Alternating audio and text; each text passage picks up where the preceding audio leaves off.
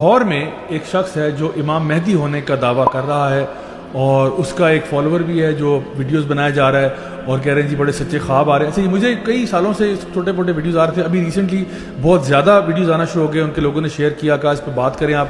تو دیکھیں سب سے پہلی بات میں چاہوں گا کہ ان کی وہ چہرہ بھی دکھا دیں تاکہ لوگوں کو پتہ ہو یہ کون اپنے آپ کو امام مہدی کہہ رہے ہیں. دا آئیڈیا اس کے امام مہدی کے بارے میں نا ذرا کچھ باتیں سمجھ جائیں. امام مہدی ایسا نہیں ہوگا کہ وہ پاکستان سے برآمد ہوگا اور لاہور کے شہر میں جلسہ کرے گا, ٹھیک ہے. امام مہدی کے بارے میں جو صحیح احادیث ہیں اس میں بہت کلیئرلی بتایا گیا کہ امام مہدی کون ہے. سب سے پہلی بات یہ ہے کہ امام مہدی کا نام محمد قاسم نہیں ہوگا, ٹھیک ہے نا.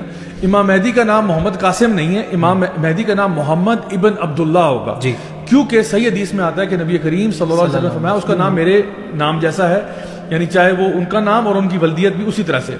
دوسری بات یہ کہ امام مہدی جو ہیں وہ سب سے پہلے, یعنی ویسے تو وہ مکہ کے رہائشی ہوں گے لیکن مدینہ میں اس ٹائم پہ رہائش پذیر ہوں گے.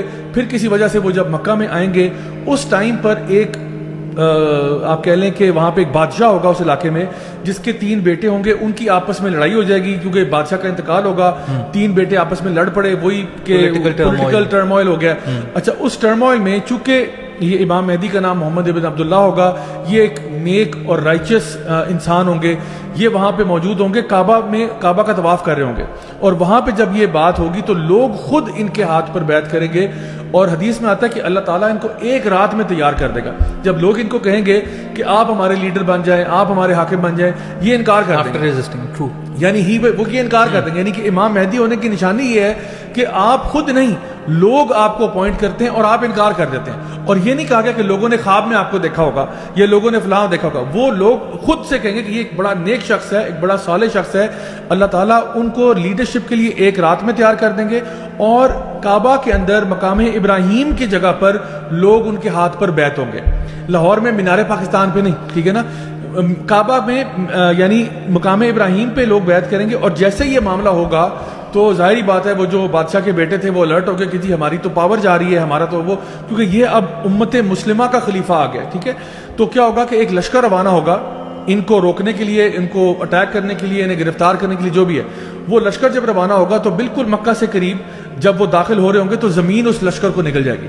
یہ بھی ایک نشانی ہوگی کہ زمین اس کو نگل جائے گی, اور جب زمین نگل جائے گی تو اس میں سے زیادہ تر لوگ مر جائیں گے, اکا دکا کوئی بچا ہوگا. تو اس کے بارے میں جب پوچھا گیا, صحابہ نے سوال کیا تو کہ جی یا رسول اللہ, یہ جو لوگ وہاں فوت ہوئے ہوں گے, تھا تو یہ بھی لشکر مسلمانوں کا ہی, تو ان کا فیصلہ کیا ہوگا؟ تو نبی نے فرمایا صلی اللہ علیہ وسلم نے کہ ان کا معاملہ ان کی نیتوں پر ہوگا, کیونکہ ہو سکتا ہے ان میں سے کوئی بڑا اچھا مسلمان ہو, وہ اپنے امیر کی بات مانتے ہوئے نکل گیا, اس کو بھی نہ پتا ہو کہ بھئی یہ امام مہدی سچے ہیں نہیں ہیں, بہرحال وہ نکل گیا. اگر اس کی یہی انٹینشن تھی تو اللہ اس کی انٹینشن پہ اس کو دیکھے گا. اگر وہ شر پسند بندہ تھا جس کو پتا تھا کہ نہیں ہے تو یہ امام مہدی ہیں, لیکن بہرحال میں نے پھر بھی ان کے خلاف کیمپین کرنی ہے, تو اس کا پھر معاملہ ڈیفرنٹ ہوگا.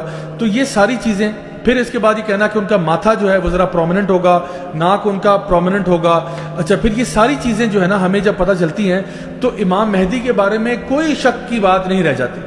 اور یہ جو سارا کچھ معاملہ ہو رہا ہے, تو میں چاہوں گا کہ ہمارے ویورز, لسنرز جو ہیں وہ اپنا اسلامک جو ایسکیٹالوجی ہے, یہ جو science of the end of Times ہیں, اس کو باقاعدہ طور پر احادیث کی روشنی سے ضرور دیکھیں.